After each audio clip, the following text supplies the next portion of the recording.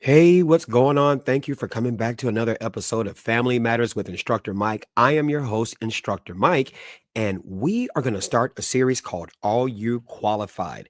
I am of the belief that marriage and parenting are vocations that require skills for you to actually be able to address the problems that occur in both marriage and parenting. But we are going to stick with just parenting at this time. Without further delay, let's dive into it. Common infant problems and the skills every parent needs to respond effectively. We're going to start off with the infants. Let's dive into it. So here we go. Here are the contents that we're going to talk about.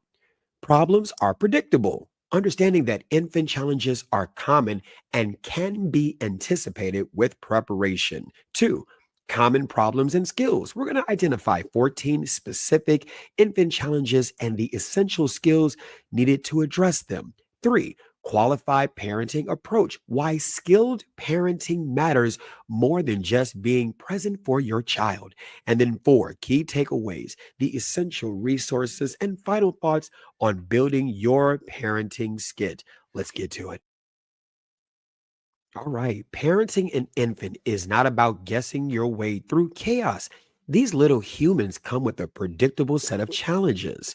These fundamental insights, they remind us that effective parenting extends beyond instinct. It actually requires knowledge, skill, ability, competence, confidence, capacity, and preparation and the development of specific skills to address common child problems, but in this case, common infant challenges with confidence rather than panic. Here we go. Problems are not personal. I need you to tell yourself that. Problems are not personal, they actually are predictable. Understanding infant development is very important. These infants are fresh to the world and they arrive with a set of predictable challenges. These things are predictable, and every parent can learn to anticipate what you know is likely to happen, more likely to happen, and address these issues, these problems with proper preparation and knowledge, right? Common infant problems follow recognizable patterns that can be studied beforehand and prepared for in advance. These are learnable skills, things that you can learn. I know people might have told you that you couldn't learn these things. If they did, and if they did, that's fine. But every challenge requires specific parenting skills that can be developed through education and practice. So you can have a prepared response with the knowledge and the wisdom and the preparation to eliminate panic, replacing it with confident parenting responses that are effective.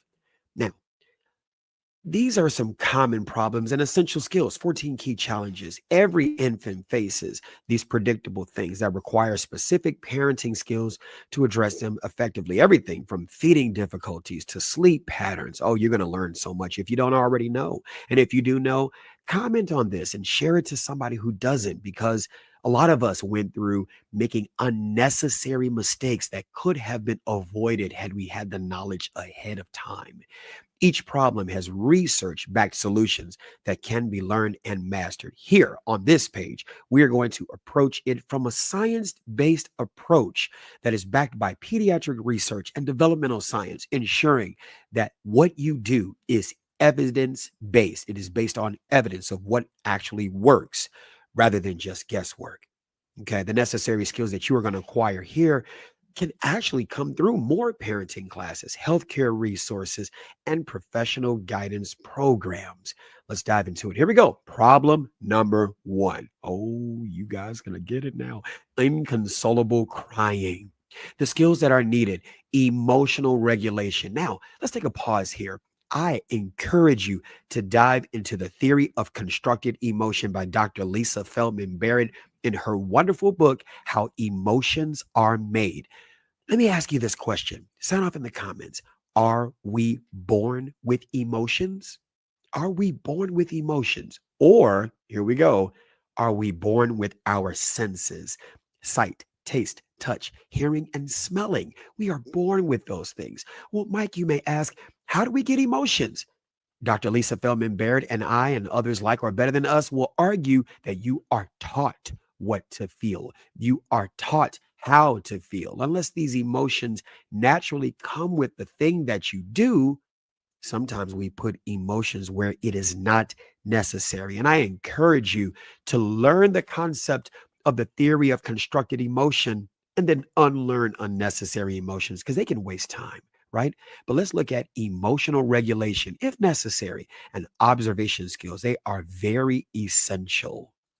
When a child is in a high stressed environment, what happens?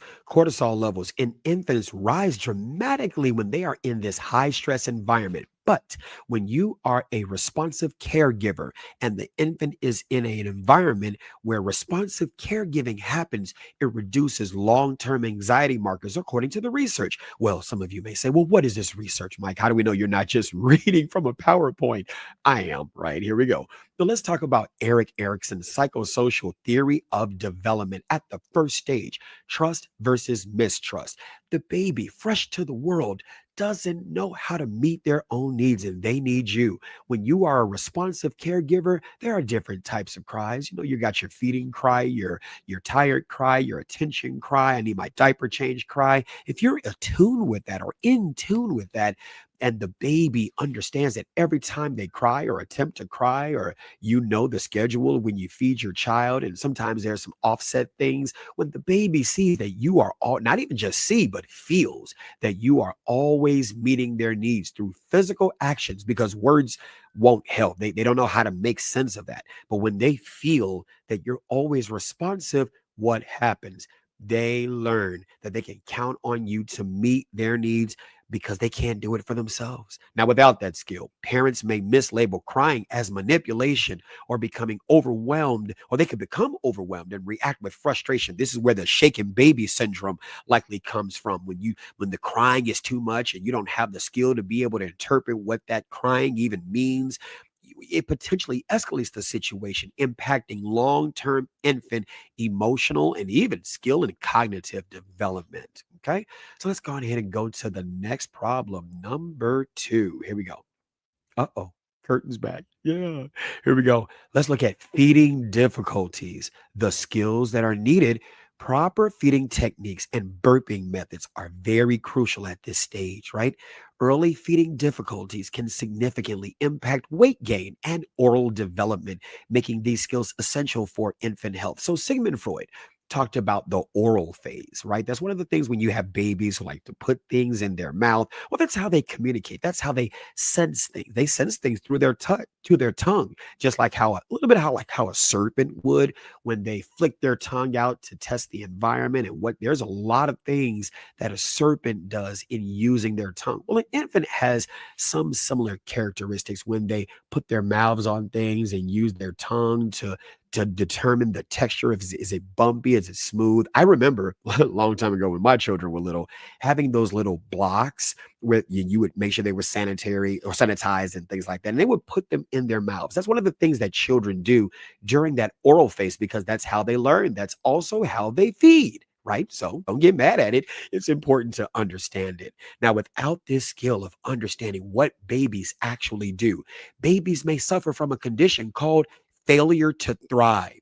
And feeding time becomes a stressful battle for both parent and child, potentially leading to long term feeding issues and nutritional concerns. Let's look at problem number three, irregular sleep patterns. Some of you all are like, look, I don't get enough sleep. The baby is always keeping me up.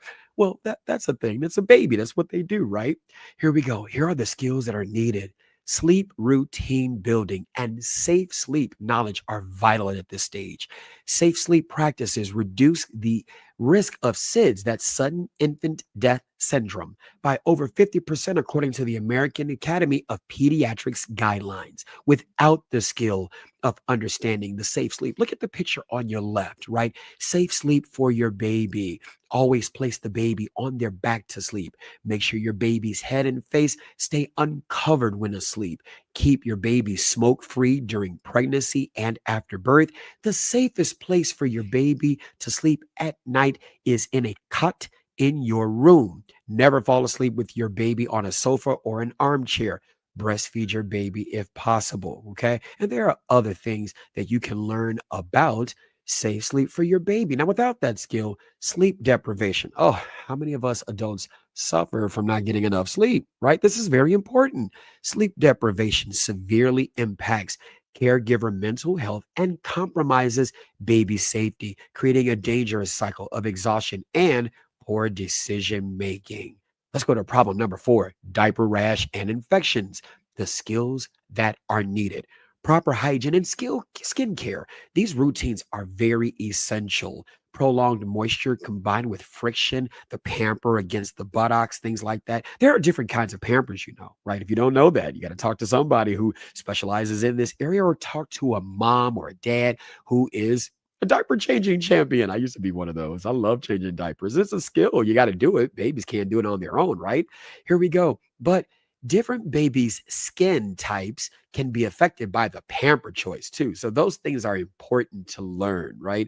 The friction of the pamper on the buttocks, and especially with the fecal matter, it can lead to breakdown in the skin barrier, requiring preventative care knowledge. Now, without that skill, there is an increased risk of infections, significant infant discomfort, and possible emergency room visits, right?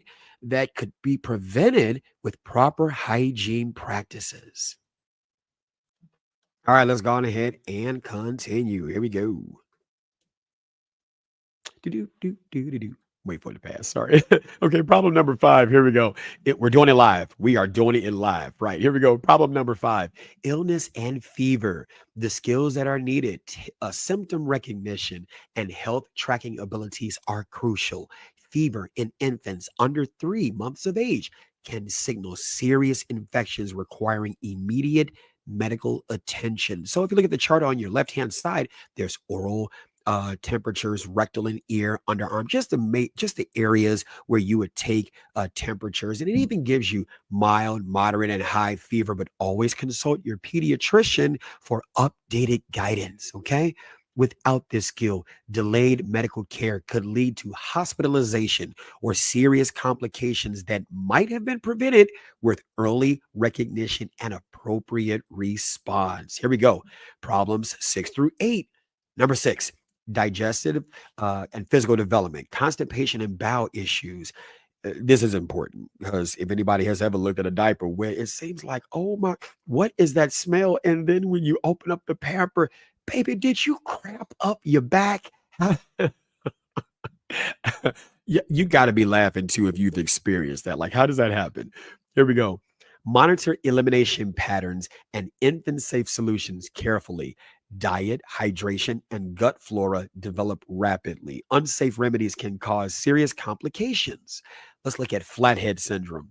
Develop positional awareness. Learn how your baby should be positioned and how to effectively monitor and carry out tummy time. Tummy time is so important for babies. It's so important because that's how they develop their gross motor skills, things of that nature. That's how they end up practicing holding their head up. They need that time. They need that time. Now, flathead syndrome and flattening is often reversible with early intervention. This is why it is very important for you to have a relationship with your child's pediatrician. Okay, this is important. Prevention eliminates the need for helmet therapy later. It's also important for you to learn about developmental milestones too. We're going to touch on that later. Let's look at startle reflex and overstimulation. Learn gentle soothing and sensory management skills. Overstimulation disrupts sleep and organized behavior. Poor management strains parenting and child bonding, the parent child bonding significantly. And this is important if we're talking about attachment, which we're going to talk about as well.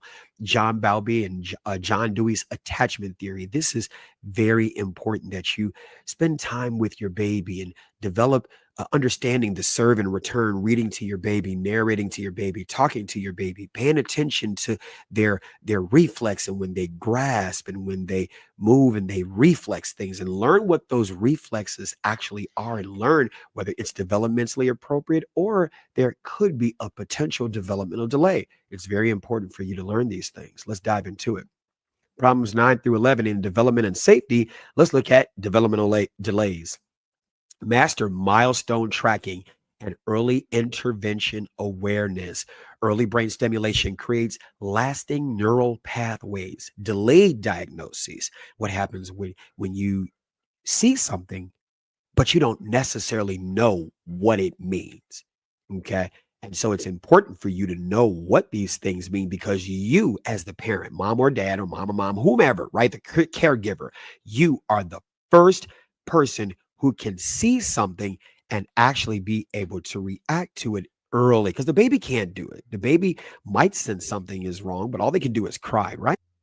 Delayed diagnosis impacts long term development outcomes significantly. Let's get to bonding and eye contact. We talked about attachment theory. We're going to go into some more theories as well because you need to know these things, right? Here we go. Bonding and eye contact. Practice intentional bonding and secure attachment methods. Attachment security predicts emotional resilience later. The child needs to know that they can count on you. Okay, they can count on you. Poor bonding, risk attachment disorders, and behaviors. Let's look at SIDS risk prevention. SIDS, that's an acronym for sudden infant death syndrome. I had to think about what it was. We're doing it live. Here we go. Master SIDS prevention and sleep safety knowledge. No pillows, loose blankets, or bed sharing early. And see here, this happens no shame, no criticism, but we got to address it. When people who have suffered from adverse childhood experiences and culturally cultivated family shared chronic generational transmission of trauma, right there's variation in that stuff. When men, women, family, and friends have walked away, Abraham Maslow even talked about this. All humans need love. We need that, right? We need that attachment. And if we did not get that attachment, body growth and mind growth are two different things. Your body can grow. That's a continuous thing, right? But psychological growth, cognitive growth, mind growth is at different levels of continuity or discontinuity, right? And so if men, women, family, and friends have walked away, it is a thing. Set aside the value judgment of right or wrong, good, bad, legal, illegal, moral, immoral. It is a thing to create a child to want that attachment.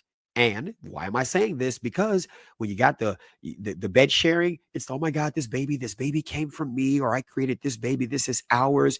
If the baby is used for a relationship bonding thing, right? No judgment, again, no criticism, but we are talking about objective facts that is proven by empirical research that's out there, right? Here we go. You always want to keep the baby close to you. That's not good for the baby's health, right?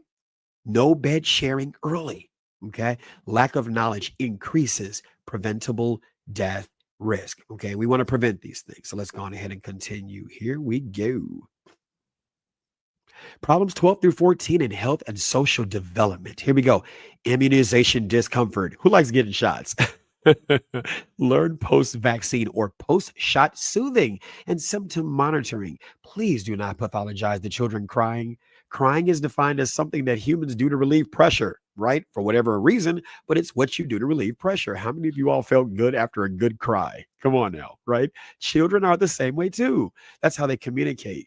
Normal, mild fever, but it's dangerous to over medicate, right? Poor response may delay future vaccines, right? So let's look at teething. Yep, you know how many teeth? 32, I think, right? 32. Here we go.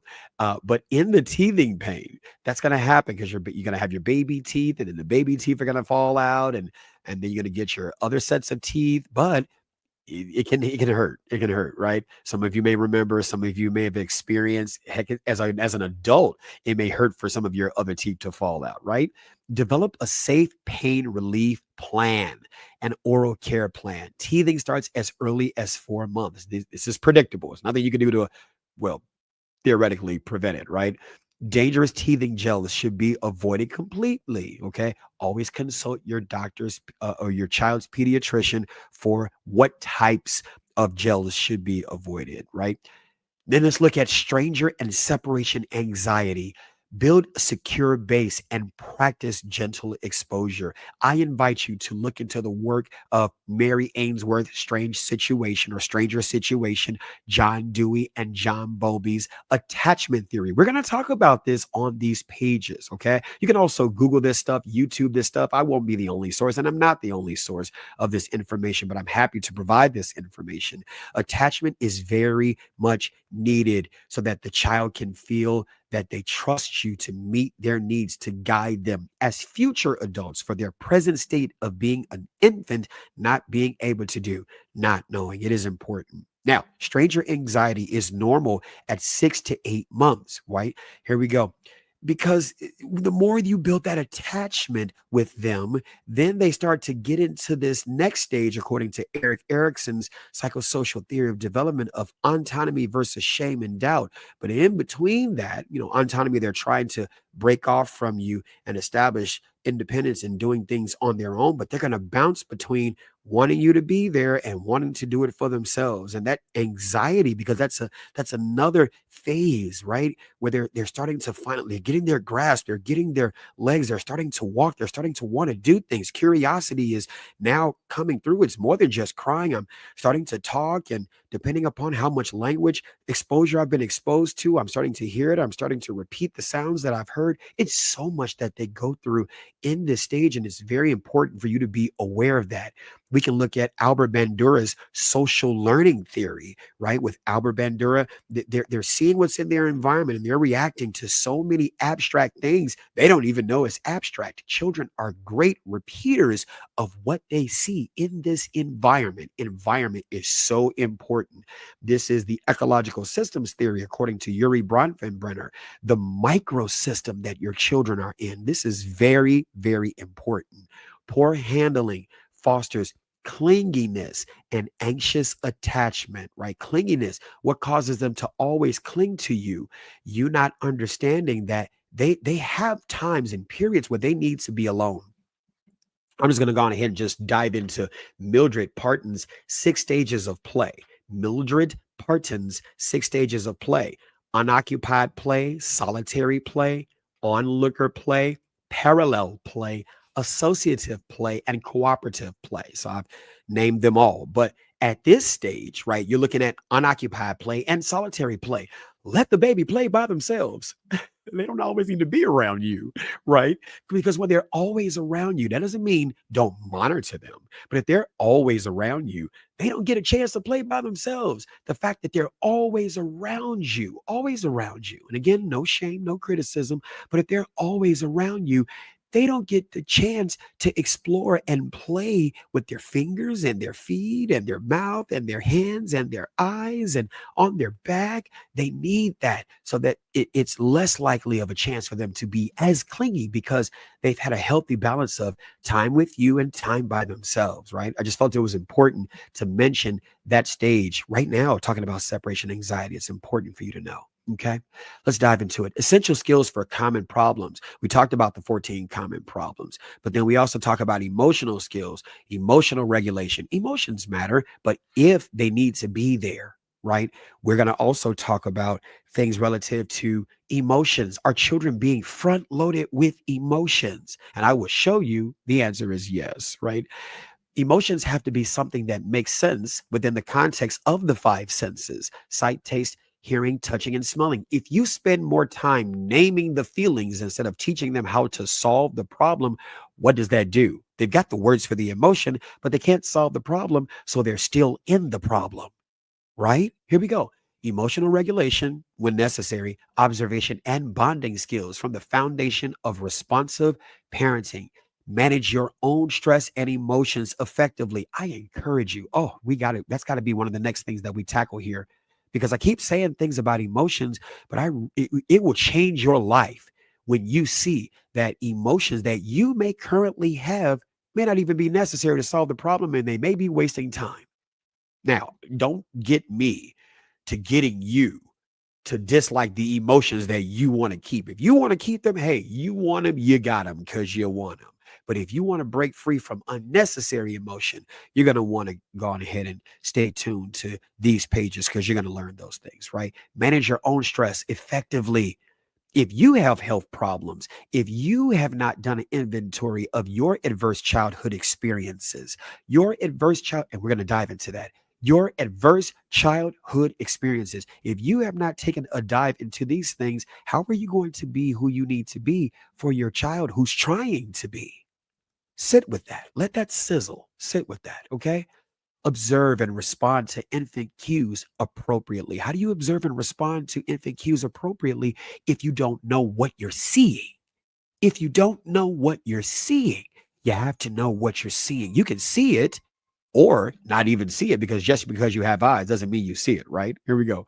Begin secure attachment building through intentional bonding practices. Let's look at health skills, medical awareness, safety knowledge, and developmental understanding. Protect infant well being. Recognize symptoms and track health patterns accurately. Implement safe sleep and SIDS prevention methods and measures. Monitor developmental milestones and seek early intervention. In terms of learning skills, continuous education and skill development ensure that you stay prepared for emerging challenges you know are coming. Seek parenting classes and professional guidance regularly. Stay updated on current pediatric recommendations and research. Okay. Build support networks with qualified healthcare providers. Let's go to the next page. Here we go. All right, here we go. Learning resources for each skill area. Now, here are some areas. We're going to talk about the skill areas: a primary resource, secondary resource, professional support, the expected outcome. You can access these evidence based resources to build your parenting skill set systemically and effectively for each common infant challenge. So let's look at the skill area on the chart here. For emotional regulation, I argue read the book How Emotions Are Made by Dr. Lisa Feldman Barrett, and Between Us, How Cultures Create Emotions by Dr. Batja, Batja, I believe I'm spelling that right, Mosquita. Okay. That is it's going to blow your mind. That book is just absolutely outstanding. Both of those books, right? And you can even go to audible.com, or if you got the iPhone, you got the app, you can download those books and listen to them. Oh my God, it'll cause you to reframe how you name. Oh, it's so beautiful. Reframe how you name these emotions. And are the emotions even necessary, right? It may not even be necessary. Oh, this is going to be so beautiful, right? Here we go. The primary resource besides those books, Circle of Security classes, secondary resource, infant mental health programs, professional support. You can talk to pediatric psychologists, okay? We're going to have a conversation about that. Need you to be careful when you talk to certain psychologists, because you don't know if they're going to end up pathologizing your child. We got to dive into that. Okay.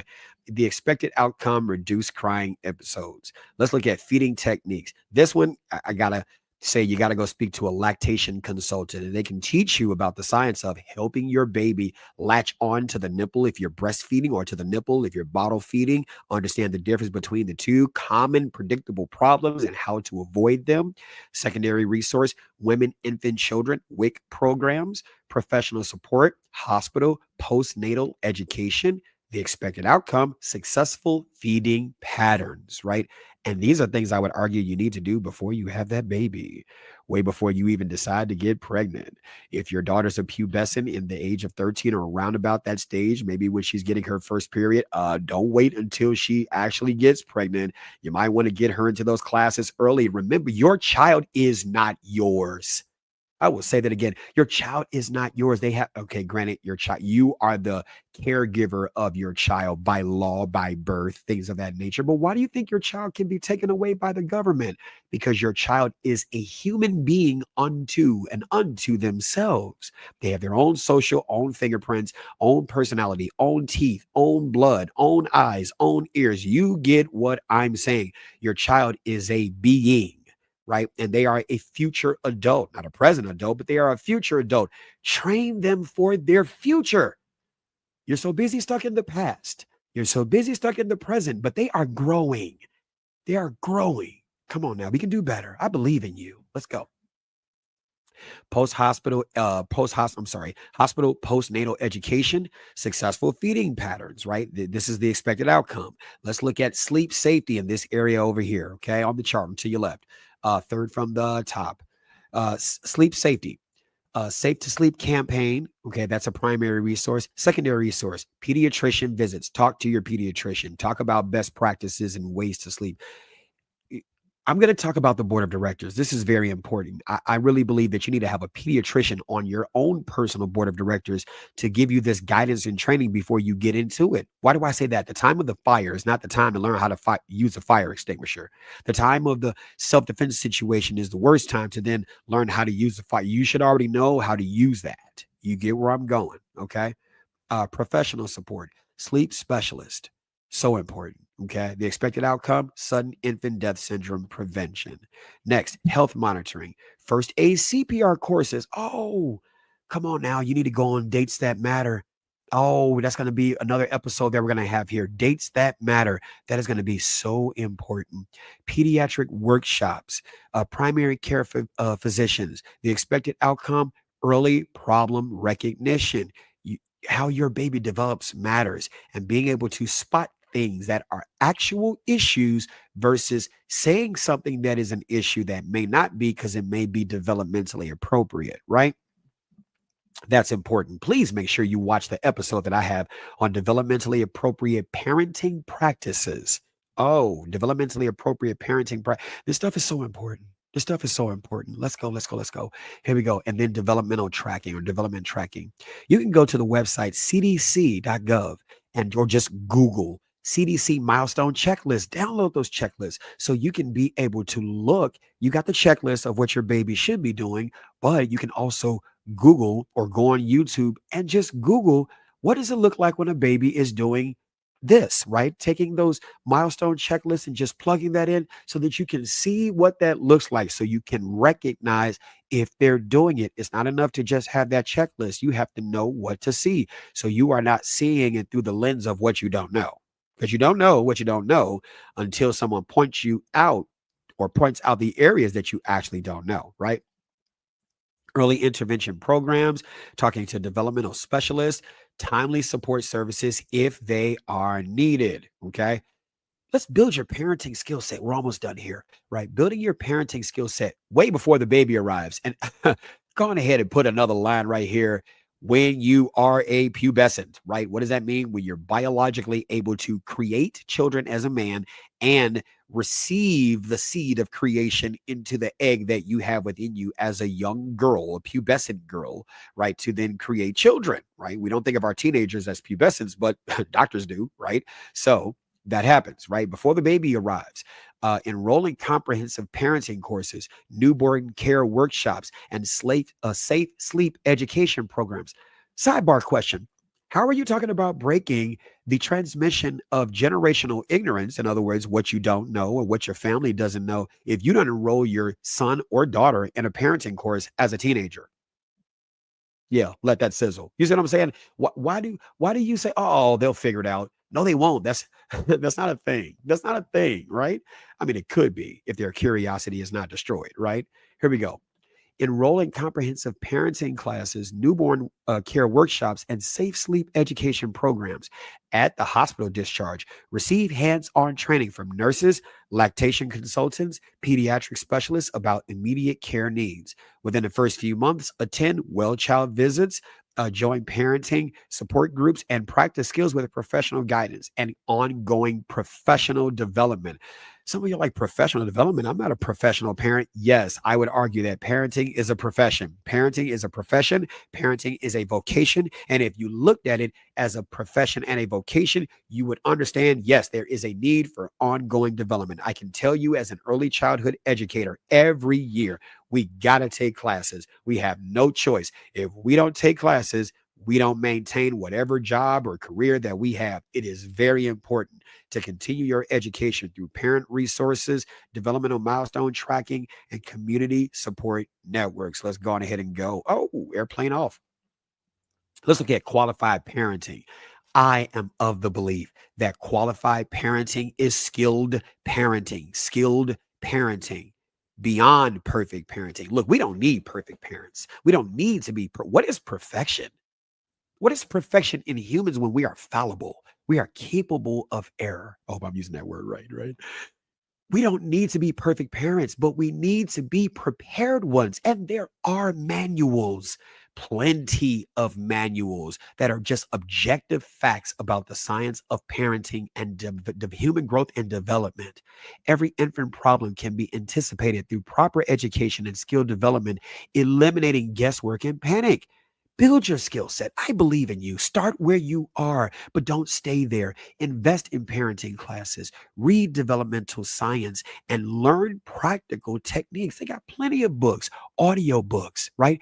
I invite you to go to educationplanner.org, educationplanner.org. And we're going to do that here, educationplanner.org, and then learn about your development or your learning styles, right? Because then that would help you understand what type of classes to take, things like that. Don't just start. I'm just encouraging you not to just start off thinking it's going to work out one way and then you don't learn anything from that class, because then that could dissuade you from trying to take any classes in the future. It's important for you to understand how you learn now, not how you've learned as a child, because learning styles change with the content and with your human evolution and your education status where you are now. So it's important to constantly reevaluate those things. Okay. Prepared response. Learn how to soothe, feed, and teach and protect your child through evidence based methods rather than just trial and error. Trial and error. It's okay to try, but try after you have the skills that you need to have, right?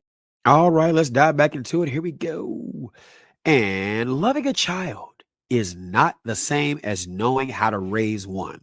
This powerful distinction emphasizes that while love is essential, how many of you all grew up in parenting in homes where they were like, baby, love is all you need? And some of y'all went into the room like, that is, you need more than love. Baby. Love is not going to fix these grits, right? Love is not going to fix the food. Love is important, right? We'll talk about that too. The 7 types of love. It's essential, but effective parenting requires learned skills, knowledge, and preparation. True care for our children means equipping ourselves with the tools needed to meet their needs completely. The qualified parenting approach. So here we go. Systemic preparation. Anticipate common challenges through structured learning and skill building. Develop your parenting toolbox before problems arise, not during crisis moments. Support networks. Now, this is important. Build relationships with healthcare providers, other parents who are skilled, not just any parent, and professionals who can provide actual guidance. No parent should navigate infant care challenges alone without resources. Single parenting, where there's just one person who's the parent. Look, single parenting is not the problem. Single parenting is not the problem. The problem is like what it would be if a school principal walked into the school on the first day. They walked through the door and they had 100 kids staring at them. Wait a minute. Okay. Good morning, you all. Good morning, Mrs. Whoever, right? But what is this principal missing? An assistant principal, guidance counselors, chairs of departments, other teachers at various levels of their education. Does that make sense? And the principal does not take it personal. Remember how I started this out? What did I say? Problems are not personal, they are predictable. I want you to say that with me. These are affirmations you need to say to yourself. It's not my fault. It's what I was taught. Sound off in the comments. It's not my fault. It's what I was taught. It's not my fault. It's what I was taught. Say it until your brain realizes it. Okay. Then here's another one. Problems are not personal. They are predictable. Problems are not personal. They are predictable. Problems are not personal. They are predictable, right? These problems are predictable, right? Nothing new is under the sun. Let's go biblical. For those of you all who do study the Bible, whether you're Christian or not, I'm just using it as a reference. Okay, we're not going to get into that. We're using it as a reference.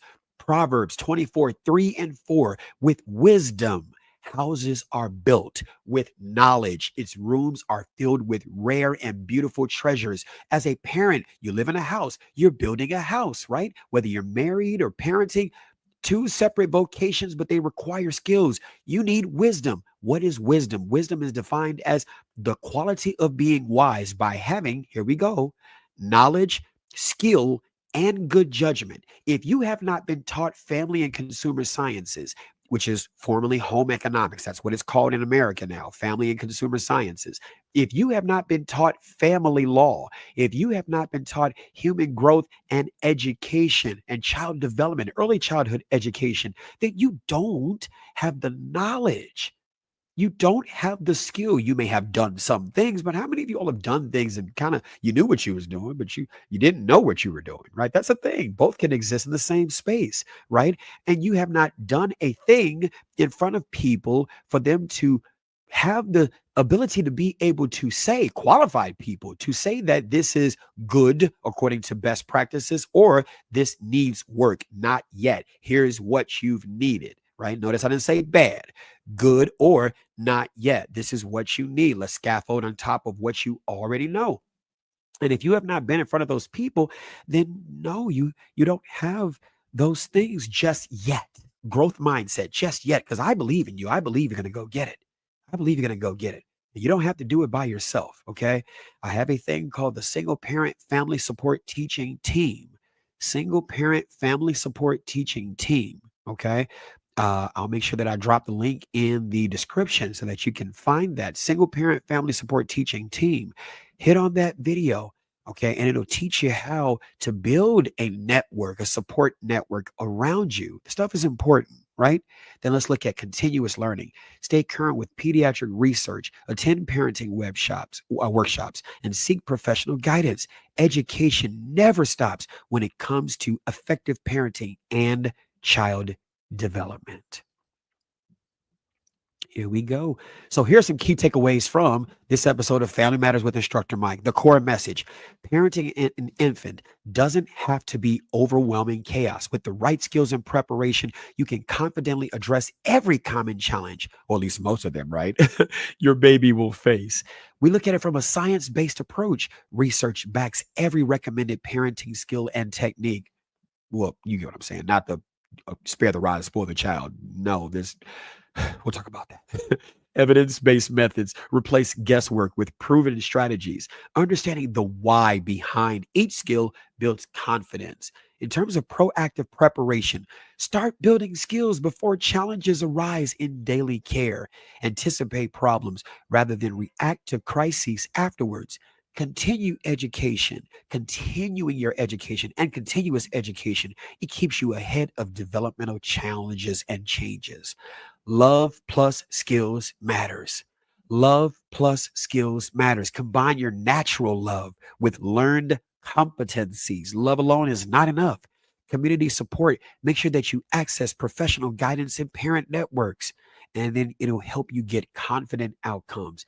Skilled parents, skilled, skilled parents create environments that are healthier so that babies can be happier. Oh, that is so important. So here are some action steps for new parents before the baby arrives. You know what I said earlier, when you're pubescent. Come on, parents. You know your daughter need to be in a parenting class. Stop playing around, right? Here we go. Take proactive steps to prepare yourself with essential knowledge and skills for common infant challenges. Enroll in comprehensive newborn classes that teach about care and parenting workshops offered by hospitals. Complete infant CPR and first aid certification through the American Red Cross, American Heart Association, and other applicable but certified programs. Connect with lactation consultants and pediatricians to establish your support team early. During the first 3 months, focus on applying those learned skills while continuing to build your knowledge base through practice. Attend all scheduled well child visits and ask questions about developmental need, developmental appropriateness, developmentally appropriate practices, where to get there, right? And care techniques. Join new parent support groups to share experiences and learn from others. Document your baby's patterns and progress to understand their unique needs. Here are some more essential resources for qualified parenting: educational foundation, Build your knowledge base through reputable sources, professional guidance, and evidence based parenting resources that will serve you throughout your child's development. Healthcare partners, it's important to establish relationships with pediatricians, lactation consultants, and specialists who can guide your parenting decisions. Community support, you don't have to do it alone. It's important for you to connect with parenting groups, classes, and online resources that provide you the ongoing education and encouragement. Encouragement, giving you spirit and hope that you can do this, right? Here we go. Digital tools. You can utilize apps like VSafe, the CDC milestone trackers, and feeding logs to monitor development. It's not about being there. It's about being qualified when you get there.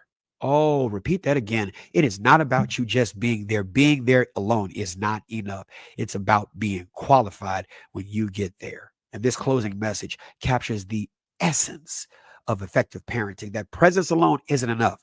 True parenting and true parental love expresses itself through competence, preparation, and the ongoing commitment to develop the skills our children deserve.